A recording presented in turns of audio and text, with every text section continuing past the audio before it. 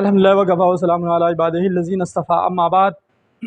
اعوذ باللہ من الشیطان الرجیم بسم اللہ الرحمن الرحیم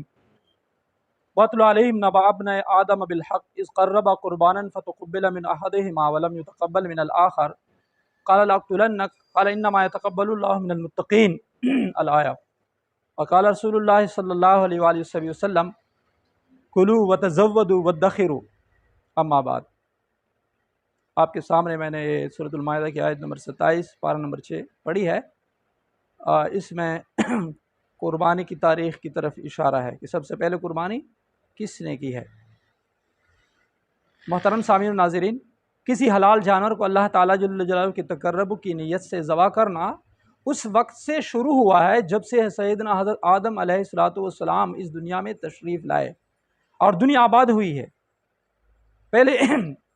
سب سے پہلے قربانی حضرت آدم علیہ السلام کے دو بیٹوں حابیل اور قابیل نے پیش کی۔ چنانچہ اللہ تعالیٰ جل جلالہ نے فرمایا اپنے کلام مجید میں وَاتْلُ عَلَيْهِمْ نَبَأَ ابْنَيْ آدم الی آخر الآیہ۔ ترجمہ: اے میرے محبوب صلی اللہ علیہ وسلم، تو ان پر تلاوت کر، بیان کر سچا واقعہ جو حضرت آدم علیہ السلام کے دو بیٹوں کا ہے۔ اس قربا قرباناً، جب ان دونوں نے قربانی پیش کی، فتقبل من احدہما، تو ایک سے قبول ہوئی جو کہ حضرت حابیل تھے، ولم یتقبل من الآخر، اور دوسرے سے قبول نہ ہوئی جو کہ قابیل تھے۔ تو جب یہ حالت قابیل نے دیکھی تو اس نے شدت حسد سے کہا لأقتلنک، میں خواہ ضرور بضرور آپ کو قتل کروں گا۔ تو حابیل نے جواب میں فرمایا قال انما يتقبل اللہ من المتقین، پکی بات ہے اللہ تعالیٰ جل جلالہ قبول کرتا ہے ان لوگوں سے جو کہ تقوی دار ہیں۔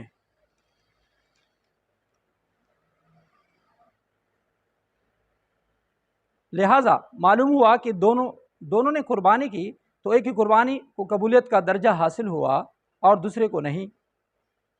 جس کی قربانی قبول ہوئی اصل میں وہ متقی اور پرہیزگار تھا، اور جس کی قبول نہ ہوئی وہ ناکام ہوا اور وہ غیر پرہیزگار تھا، نافرمان تھا۔ اب اہم بات یہ ہے کہ اگر اللہ تعالیٰ جل جلالہ کے نزدیک پرہیزگار اور نافرمان کے امتحان کے لیے قربانی سے بڑھ کر کوئی اور مقبول اور پسندیدہ بات ہوتی تو یقیناً وہ اختیار کی جاتی۔ عظیم مفسر حضرت علامہ ابن کثیر کرشی دمشقی رحمۃ اللہ علیہ اور ابن عباس رضی اللہ عنہ کی روایت سے بیان کرتے ہیں کہ حابیل نے ایک مینڈی کی قربانی پیش کی اور قابیل نے اپنے کھیت کی پیداوار سے کچھ غلہ وغیرہ صدقہ کر کے قربانی کے طور پر پیش کی۔ چنانچہ حسب دستور آسمان سے آگ آئی اور حابیل کی قربانی یعنی مینڈے کو کھا لیا اور قابیل کی قربانی کو چھوڑ دیا۔ تو قابیل حابیل سے سخت ناراض ہوا اور اس نے حابیل کو قتل کر کے بہت بڑا ظلم کیا۔ علامہ ابن کثیر مجھے فرماتے ہیں اس روایت کی سند جو ہے وہ جید ہے، یعنی صحیح و پختہ ہے۔ اس کی قربانی قبول نہ ہوئی قابیل کی، اس لیے کہ وہ اس وقت کی شریعت کے خلاف جا رہا تھا، جو اس کے ساتھ پیدا شدہ بہن سے نکاح کرنا چاہتا تھا، حالانکہ وہ منع تھا۔ اصل میں اس طرح ہوتا تھا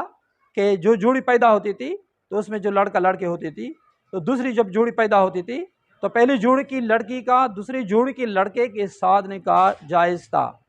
ہاں، جس جوڑی میں بھائی بہن پیدا ہوتے تھے تو ان کے آپس میں نکاح جائز نہیں تھی۔ تو لہٰذا یہاں پر قابیل چاہتا تھا کہ میرے ساتھ جو بہن ہے وہ تو خوبصورت ہے اور حابیل کے ساتھ جو بہن ہے وہ خوبصورت نہیں ہے، تو جو میرے ساتھ بہن ہے میرا نکاح ان کے ساتھ ہوگا، حالانکہ اس وقت کی شریعت میں یہ منع تھا۔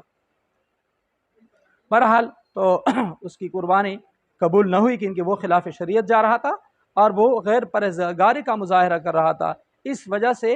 اللہ تعالیٰ نے اس کی قربانی قبول نہیں کی، جبکہ جو دوسرا پرہیزگار تھا اس کی اللہ تعالیٰ نے وہ قربانی قبول فرمائی۔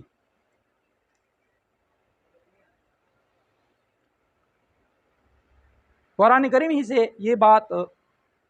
واضح طور پر معلوم ہوئی ہے کہ عرصہ دراز تک اللہ تعالیٰ جل جلالہ کے انبیاء کرام علیہ السلام کی صداقت کی ایک دلیل اور معجزہ قربانی کو مقرر کیا گیا تھا۔ چنانچہ اہل کتاب کے متعلق اللہ تعالیٰ نے قرآن مجید میں ارشاد فرمایا ہے، اعوذ باللہ من الشیطان الرجیم، بسم اللہ الرحمن الرحیم، الذین قالوا، وہ لوگ ہیں جنہوں نے کہا ان اللہ بے شک اللہ تعالیٰ جو عہد لینا اس نے ہمارے ساتھ عہد کیا ہے اللہ نؤمن لرسول کہ ہم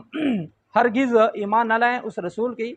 ایک رسول کی حتیٰ یہاں تک یاتینا بقربان کہ وہ کوئی قربانی پیش کرے تاکلہ النار جس سے وہ پھر آسمانی آگ کھا لے تو تب ہم جا کر اس کو کیا کریں گے قبول کریں گے۔ لیکن محترم سامعین الناظرین سابقہ امتوں میں مال غنیمت اور یہی قربانی جب قبول ہوتی تھی تو اس کی علامت یہ ہوتی تھی کہ آسمان سے آگ آ جاتی تھی، لیکن اللہ تعالیٰ جل جلالہ نے حضرت صلی اللہ علیہ وسلم کی امت مسلمہ پر ایک خصوصی فضل اور کرم فرمایا ہے کہ ان کے لیے یہ شرط نہیں رکھی گئی، بلکہ آپ وسلم کی نے فرمایا کہ کلو و تزودوا وادخروا، قربانی کے متعلق فرمایا کہ تم اس کو کیا کرو کھاؤ اور اسے توشہ میں رکھو اور اسے ذخیرہ کر کے رکھو، اور غنیمت کے بارے میں فرمایا احلت لی الغنائم، بے شک میرے لیے غنیمتوں کو حلال کر دیا گیا ہے۔ خلاصہ کلام یہ ہے سب سے پہلی قربانی جو جس کو بطور عبادت قرار دیا گیا تھا اور تقرب الہی کا ذریعہ بنایا گیا تھا وہ حضرت آدم علیہ السلام کے زمانہ میں ان کے بیٹوں نے کیا تھا، جس میں ایک کی قربانی قبول ہوئی